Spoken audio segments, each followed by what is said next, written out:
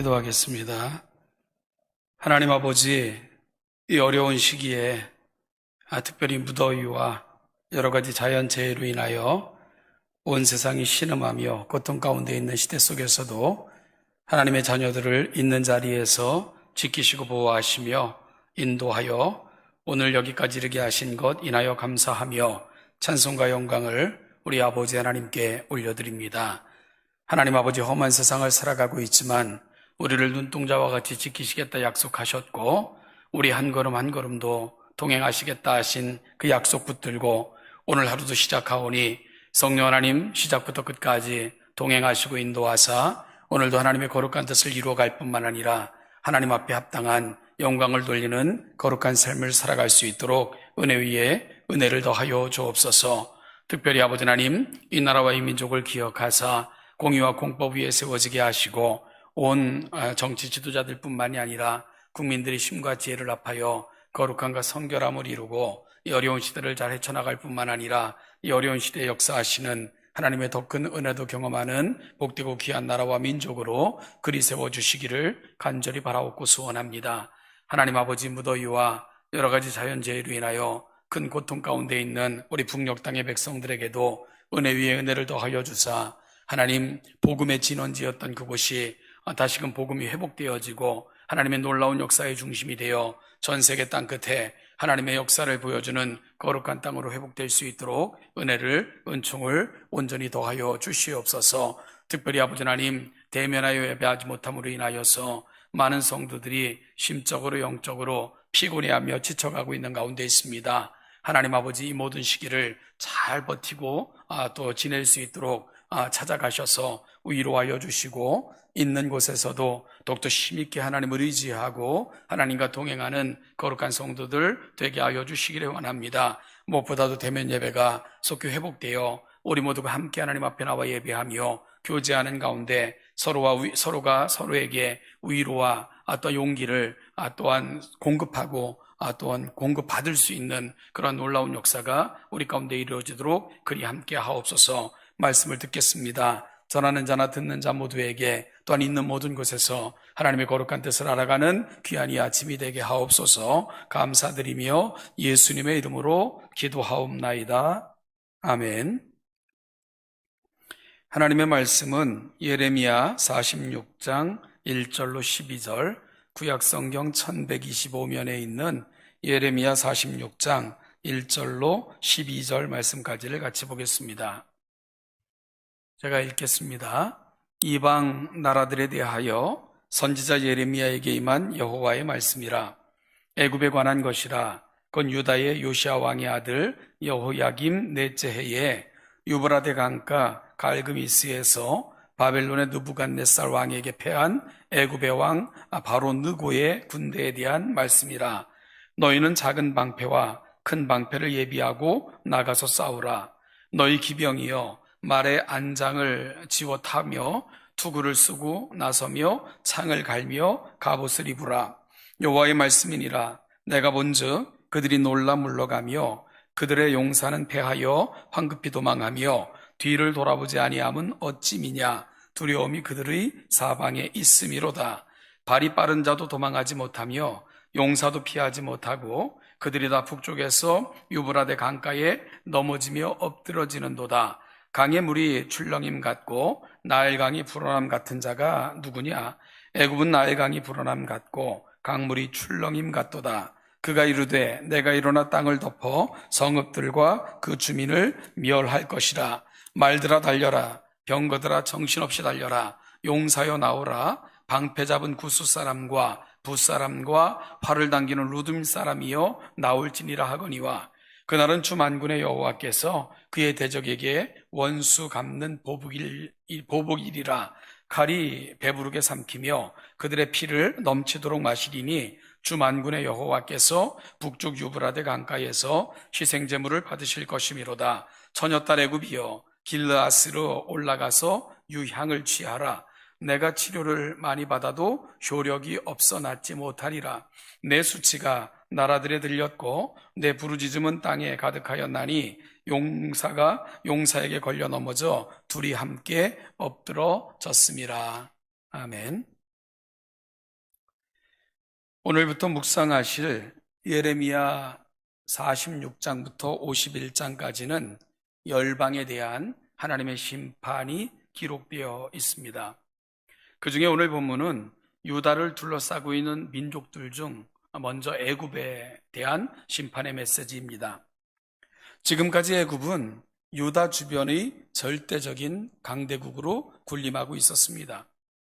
과거에 중국이 이 조선이라는 나라를 향해 그 주권을 행사하였던 것처럼 심지어 애굽은 유다의 왕들을 마음대로 폐하기도 하고 세우기도 하는 그런 권력을 휘두를 때였습니다. 그런데 그런 권력도 영원한 것은 아니었습니다.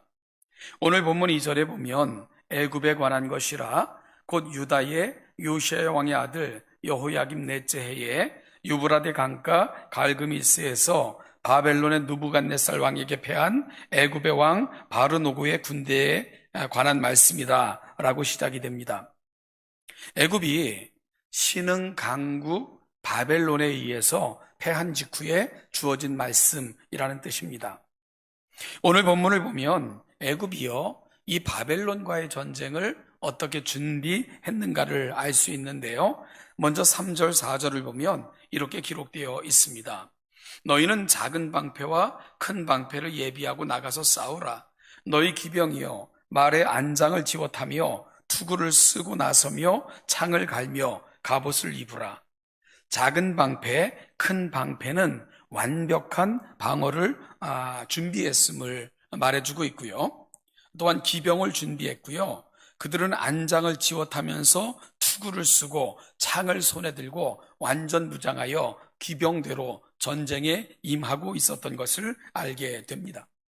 결국 애국 군대는 완벽한 준비와 완벽한 공격의 태세를 갖추고 바벨론을 맞이할 준비를 하고 있었던 것입니다. 여기서 끝이 아닙니다. 9절을 보면 말들아 달려라, 병거들아 정신없이 달려라, 용사여 나오라, 방패 잡은 구수 사람과 붓사람과 활을 당기는 루딤 사람이여 나올지니라 하거니와. 무슨 말입니까? 애굽은 구수 사람, 붓사람, 루딤 사람들까지 모았습니다. 오늘로 따지면 최정예 용병까지 돈 주고 사서 전쟁에 참여시켰음을 알게 해주는 부분입니다. 그들은 실로 자신만만하게 바벨론과의 전쟁을 준비했고요. 그리고 바벨론과 전쟁을 치를 준비를 갖추고 임했던 것입니다. 할 수 있는 모든 준비를 했고 그들은 승리를 자신했습니다. 그런데 결과는 어떻습니까? 5절 후반절부터 6절까지 보면 그 전쟁의 결과를 이렇게 묘사하고 있습니다. 그들이 놀라 물러가며 그들의 용사는 패하여 황급히 도망하며 뒤를 돌아보지 아니하면 어찌 미냐. 두려움이 그들의 사방에 있음이로다. 발이 빠른 자도 도망하지 못하며 용사도 피하지 못하고 그들이 다 북쪽에서 유브라데 강가에 넘어지며 엎드러지는도다. 처참한 패배를 애굽은 바벨론과의 싸움에서 당하게 됩니다. 그리고 그 후에 애굽에 임한 결과를 오늘 본문 11절 12절은 이렇게 묘사합니다. 처녀딸 애굽이여 길르앗으로 올라가서 유향을 취하라. 내가 치료를 많이 받아도 효력이 없어 낫지 못하리라.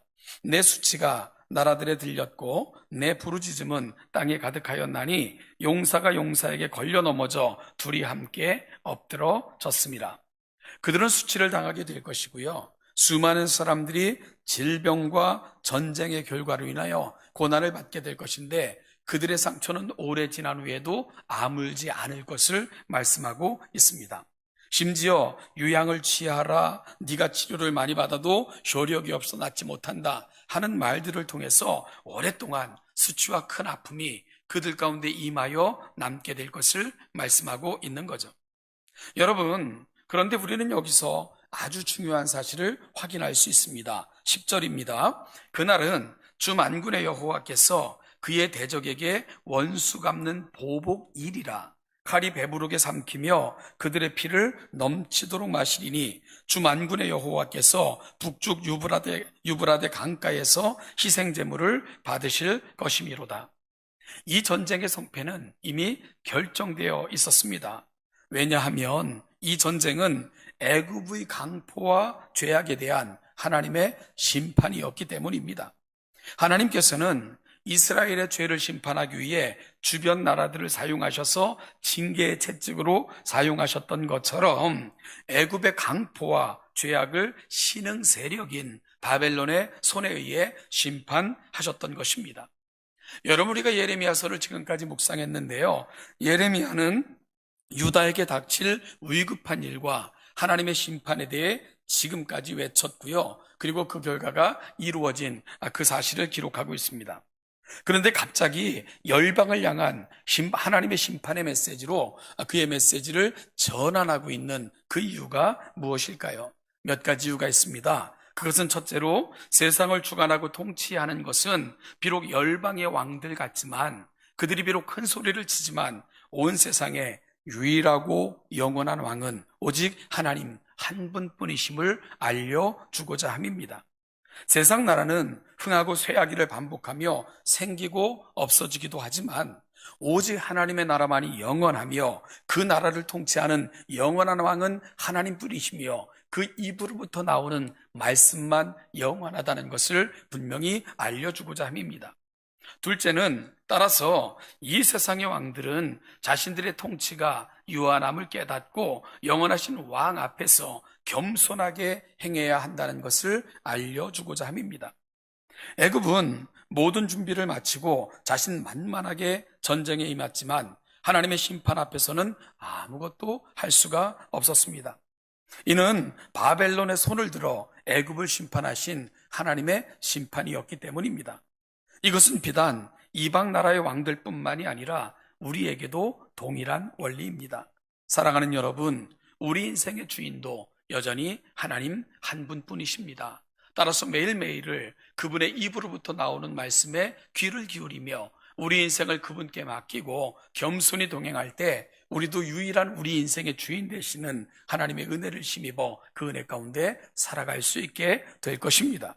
셋째는, 하나님은 죄를 간과하지 않으시며 보응하신 분이라는 것을 애굽의 이야기를 통해 분명히 알게 하심으로 코람데오, 즉 하나님 앞에서 살아가는 인생이 복된 인생이라는 것을 다시 알려주고자 예레미야는 그 메시지를 열방을 향한 메시지로 전환하고 있는 것입니다. 즉 코람데오, 하나님 앞에서 살 것을 다시 촉구하고 그리고 또한 다짐하고자 이와 같은 메시지를 전하고 있는 것입니다.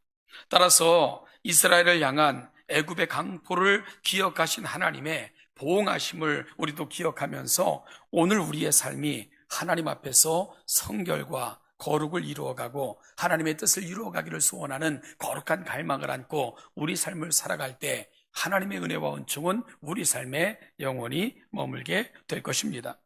사랑하는 동천의 성도 여러분, 오늘 하루도 오늘 우리에게 들려주시는 메시지를 가슴에 품고요, 겸손히 하나님과 동행하며 하나님의 거룩한 뜻을 구하며 사랑과 선행을 격려하며 살아가시는 우리 동천의 모든 성도들 되시기를 주님의 이름으로 축복합니다. 오늘도 하나님의 은혜가 여러분의 모든 삶의 자리마다 충만히 임하시기를 기원합니다.